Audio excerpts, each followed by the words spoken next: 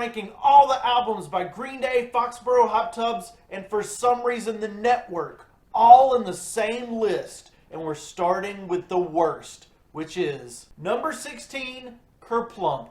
Now, I know a lot of fans have this at the top of their list, and I totally get it.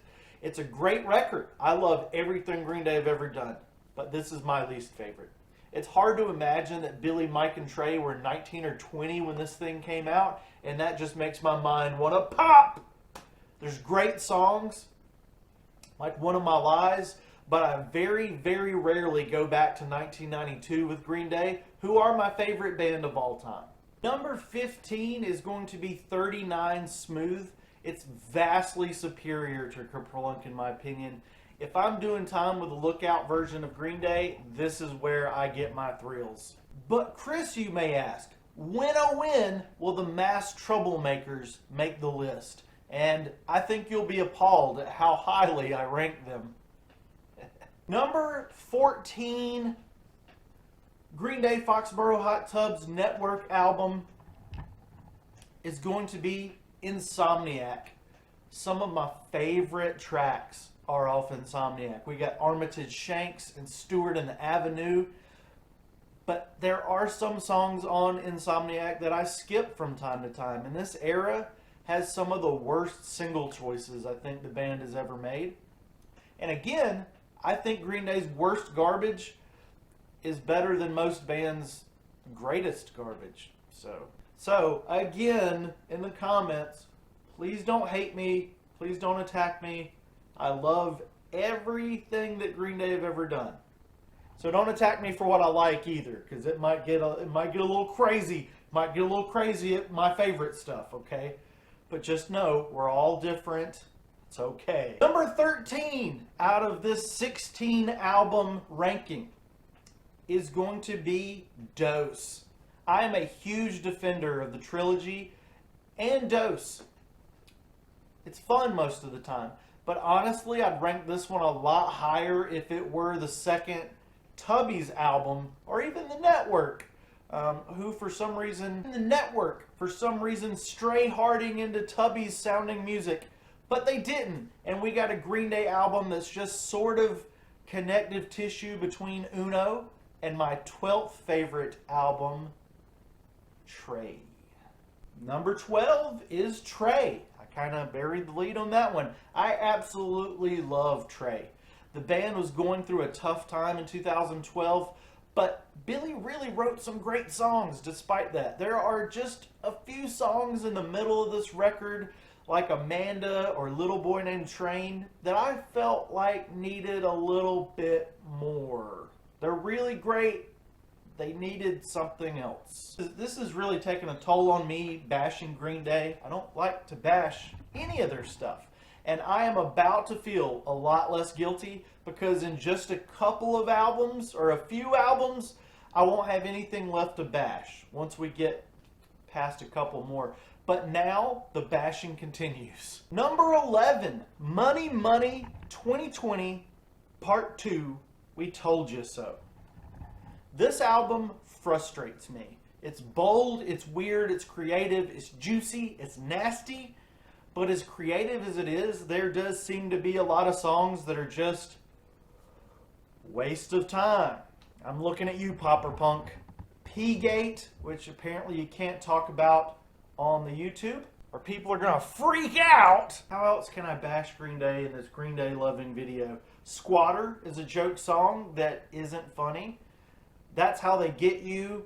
Kind of a smorgasbord of vocalists that you can't tell who's who. Hey Elon and Jerry Falwell Pool Party. Those make my ears bleed a little bit, those last two. Hey Elon and Pool Party are just rough. Where is the snoo that wrote Hungry Hungry Models? We want classic snoo songs, dang it. But this album is a massively long album with 25 tracks. So 20 bangers with 5 Garbage Pail Worthless Garbage Noise tracks? That's not too bad, right? We are in the top 10. All right. So now everything should be perfect from here on out. Every note, every song, every lyric, Everything is amazing. I don't want to break any vinyl. Now it will just be a matter of how angry you get at me for the order of the following songs and albums. Number 10, 21st Century Breakdown. This is a case of a perfect album getting weighed down by its own epicness, its own power and emotional toll, which is kind of a good thing. You have those records you don't want to listen to because they're too good, they're too emotional, they'll just wreck you when you listen to it. And that's a little bit of my thing with 21st Century Breakdown. It's not an easy listen. It's a sprawling, epic album that was the only way that you could follow up something like American Idiot, and it did a good job. Viva La Gloria is the highlight for me, and for once in my life, the low light is a ballad. I won't even get into that. Perfect record that shows how good of a band Green Day are. That a perfect record is 10th down on this list. And that's even though we've got these other sneaky bands running around in this list in here with us. Number 9 is Father of All. That's right. Father of All ... is better than 21st Century Breakdown, Insomniac, Kerplunk, and 39 Smooth. Oh man, the comments. My ears are different than yours, okay? And yours. Especially you, man. I hear you. Father of All is more interesting, it's quicker to get through, and like Billy Joe said, we all hate long songs. The low light on Father of All for me would be Stab You in the Heart, which I feel like is the culprit for what makes this album kind of get a bad reputation. And the highlight is Junkies on a High, which makes me feel pretty hip because it's one of the least streamed songs with only 5.2 million streams. Who gets 5.2 million streams on the least popular song on their least popular album? Think about that, 5.2 million. But it's a crappy song on a crappy album, right? Right? Crappy band, too. Kidding. Number 8, Green Day, Foxboro Hot Tubs, The Network. We've got so many albums. We've got 16 albums, and now we're at number 8. Okay? Now we have Uno, with Carpe Diem being its weakest link, and Rusty James being one of the greatest songs in all of music history. I feel like even the trilogy haters love a large chunk of Uno. Am I right? Uno, Dos, and Tres showed us a Green Day that were struggling to find something different after American Idiot, after 21st Century Breakdown. What do? Do you break up, shoot bigger, louder, longer than you did the last time? How can anybody top American Idiot?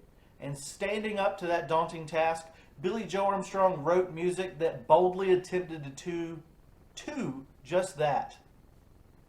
Uno is a great rock record. It's so much fun. But you know what's just a little bit better than Uno? At number 7, we have Dookie. That's right. Dookie is number 7 on this list. I am kind of burned out, get it, on this record. But I do acknowledge that it's just perfect back to front. It's got energy. It's got depth. It's got spot-on production. The album art is... I don't really like that album cover. There's a moshing Muppet on the back that kind of disappeared. It's hard to pick favorites or least favorites from this record. But right this second, I'm going to try to pop some into my brain. I'll say right now, She is my favorite and Coming Clean is my least favorite. Leave a comment because I know you guys got comments about Dookie. Oh boy. Yep, it is. Everything after this is better than Dookie. Oh man, I'm going to be in trouble. Number 6, Revolution Radio. Yep, it's beating all the albums we've talked about previously up until this. While it does have American Idiot-esque elements and moments on it, I feel like this was the first time that the band really broke away from that past comparison and tried to work on something new. Work hard on something new and great instead of desperately trying to top what had come before. Still Breathing was my anthem for beating cancer, and it really got me in the feels, the feel real goods. I cried and cried when that song debuted on the radio. And if you remember where you were the first time you heard Still Breathing, I'd like to hear that comment as well. What would the low light of Revolution Radio be? I would definitely say Bouncing Off the Wall, because for some reason they forgot the S. And aside from that one gripe I have with Rev Rad, I think the credits in the booklet are incomplete and incorrect. There are other performers on that record other than Billy Joe and Trey, pianos, keyboards, etc. And yet the book just says Green Day did everything. Not a lot of effort was put into the booklet, and that irritated me. No explanation as to who wrote what, who played this or that, and it just flared up my OCD when that booklet came out. Stupid Rev Rad booklet! Ratcha fratcha! As for Rev Rad haters, I tried to join in with the hatred for a little bit because that booklet was no good. And also around that time, I got sick of the deluxe booklet versions of Green Day albums. Yeah, we don't need those anymore. We just need 5,000 different colored variants, saviors. Oh boy. Number 5. Ooh, this is a special one because it's the only entry by the Foxboro Hot Tubs with Stop, Drop, and Roll. People were speculating this to be the Network in disguise, or Green Day disguised as the Network, disguised as Rodeo Queens, disguised as little boy named Booze or something crazy. Maybe Sheenie is. But this is actually a different band. This is the Foxboro Hot Tubs from Foxboro, Foxboro. This is a perfect record, even in its different iterations. And yet, I still have complaints a little bit at this point. The dialogue that was in the original MP3s was removed, as was Highway 1, which was lost to the music world ether. And that's a tragedy, not a comedy. But still, Stop, Drop, and Roll is a perfect record. It's a perfect band with a perfect discography. And only a band like Green Day or the Network could top these 6 dudes. Because, wow. Foxboro Hot Tubs are just freaking the greatest rock band. And as excited as I am about their perfection, I think I can pick some highlights and lowlights. Ruby Room is the highlight. That's Ruby Room is just, oh. And the lowlight is 27th Avenue Shuffle. Although talking bad about any Foxboro Hot Tub song is blasphemy and genocide. It's just terrible. Foxboro Hot Tubs beating out 10 Green Day albums. They were onto something here, and they should come back. They should come back. Please come back. Please come back. Number 4 is Money Money 2020 Part 1. Yes, the Network's debut album is better than a majority of Green Day's discography. That's a no-brainer. Look, ma, I ain't got no... And I struggled for minutes, hours, days, years, millennium, trillennium with the battle in my head, the war inside my mind and my heart between Stop, Drop, and Roll and Money Money 2020 Part 1. Oh my God, the war inside of me. Ultimately, Money Money 2020 is better than Stopping, Dropping, and Rolling, right? Money is always the winner. The highlight and lowlights are moot, as is this entire record is a glowing example of how all pop music should sound from 2003 onward. Leave a comment if you know the full names of all 6 band members of the Network. You know where to put in the comments below. Now, Green Day do take the top 3 spots on this list. So you can like the video now. Number 2 and 3 are so close, and I think that nostalgia definitely affected this ranking. But hey, that's a totally valid part of liking and ranking albums, is your own nostalgia. Aside from a bad album cover, my number 3 is Warning also. So aside from a bad album cover, Warning is... Oh, back in the year 2000, I had absolutely no idea that people would not be super pumped for this acoustic venture from Green Day. I heard it and I thought, this is peak rock and roll. These guys are about to be better than my favorite bands at the moment. This is as good as music gets. This is peak rock and roll. This is another one that I just cannot pick the highlight or the low light from because damn. I love every single thing about this record. It's never gotten old. It has no skips. It's the perfect length. The songwriting is heartfelt and warm. It's held up to 24 years of nonstop listening and has aged probably as good as the network because they wear masks on their face and they hide from our cruel, cold gaze and nasty little germy fingers. Number 2 out of Green Day, the network, Foxboro Hot Tubs, Nimrod. This is the album that got me into the band. That's what I was talking about, my nostalgia there. But there's far more to it than that. Nimrod, can't say it, is part of my musical DNA forever. My mom was taking me to middle school when Good Riddance came on the radio. Don't worry about what radios are. They don't exist anymore. Good Riddance came on, and my mom liked it. I liked it. So my mom bought me Nimrod from one of those Columbia House deals where you pay 1 penny and they promise you like 10,000 CDs or something crazy like that. I will never forget taking it to my room, putting it in my little blue boombox, and as Nice Guys Finish Last snarled in the face of an 11-year-old boy who had previously only heard Good Riddance and got 18 songs about many facets of life. Faucets, facets, same word. Where else can you learn about platypus eye, worry rock eye, and gender identitize? All in one-stop shop of Billy Joe Armstrong's mind. Scattered and Worry Rock tie for first place, and Hashinka is a lowlight in an otherwise otherworldly album that changed my life.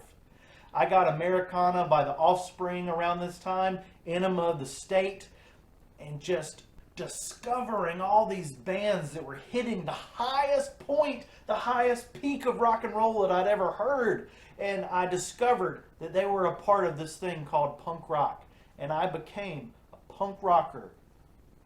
The first note of Nice Guys Finish Last. Right then, right there. Nimrod is an experimental album, but unlike what Green Day do now, you guys actually liked it back then. Catapulting Nimrod to 10 million copies worldwide. We got this really cool Borman box set here. Oh, I just...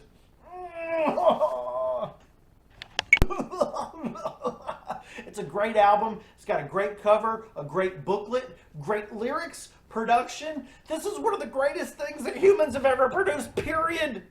Ah! Damn, this one's pretty decent. Santana, what are you thinking? Ah! Number 1 is American Idiot. It's beyond that excitement that I had for Nimrod. It's perfect, and it came after, like deep in, like it was the first Green Day album after I fell in love. Like I fell in love with Nimrod, and then I got Warning, and then I got Shenanigans and International Super Hits. I got those last 2 wrong in chronological order. Somebody's going to leave a comment. I fell in love with the band and that streak of albums. And then American Idiot was the one that I was waiting on because the fandom just knew that something crazy was going to happen. And I think that's kind of related to the problems that Green Day have had, like where nothing can live up to this. And yeah, I'm putting it as number one. I have to. It doesn't contain Hoshinka, and it's heaven. I love the storyline. I went to see the Broadway show. I listened to the album just about nonstop for 20 years. I have the t-shirt. In here! In here! I went to see Green Day in 2005 on the American Idiot Tour, which converted my dad and co-worker at the time into pretty hardcore Green Day fans. While I'm super irritated that fans and critics can't get past this comparison, everything to this stupid high bar that American Idiot has set, I kind of understand. The B-sides to American Idiot are better than the entire discography of anybody else on the planet. Except maybe the Foxboro Hot Tubs, because they only have one album. You will laugh, you'll cry, you'll get wild, and definitely rock out with your guitar in front of a mirror in your pajamas. American Idiot is not a political story, it's personal. And I will describe that personal narrative as simply as possible. It's real simple. Man is overwhelmed with bad news on the TV. Man leaves home. Man discovers a community of punk rockers. Man is lonely and begins hiding behind drugs and a facade of false rebellion, hiding his broken heart. Man meets woman, but his facade and self-abuse disturb her greatly. Woman leaves man, calling him out for being fake and damaged. On track 11, man is sad. Man gets cleaned up and realizes that Hot Topic is not punk rock. MC Lars reference there. But rebellion can take many forms. Being yourself is more important than overthrowing the town bishop. We don't have town bishops around here. I don't know what that is. But like overthrowing the town bishop's dirty deeds done dirt cheap and mistreating yourself. Being true is bigger than all of those things. Man goes home as he reawakens as himself, wondering where that girl went that taught him how to live. And the American Idiot, it's not George W. Bush. It's not Leonard Skinner or Machine Gun Kelly. At the end of this version of American Idiot, the book version, Billy says this, and we gotta, and this will explain why none of those people are the American Idiot. There she is. There she is. There she is right there. That's what's her name?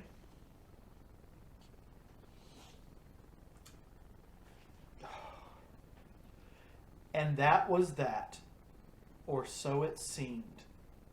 Is this the end or the beginning? All I know is she was right. I am an idiot. It's even on my birth certificate in so many words. This is my rage.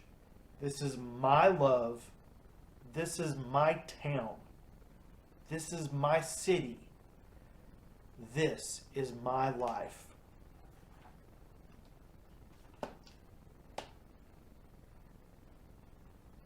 She was right. I am an idiot. Where will the 14th studio album Saviors fall in this ranking of albums by Billy, Mike, and Trey? My own ignorance probably won't allow it to touch my top two. We've all got those biases, those biases. But I have faith that 36 years into Green Day's career, Green Day can still fire on 100,005 cylinders, and that they could possibly top Money Money 2020 by the network. There's a chance that they beat Warren, which is nearly tied for second place with Nimrod. But can they beat American Idiot? If you think they can't, Green Day might just prove you wrong. We told you so!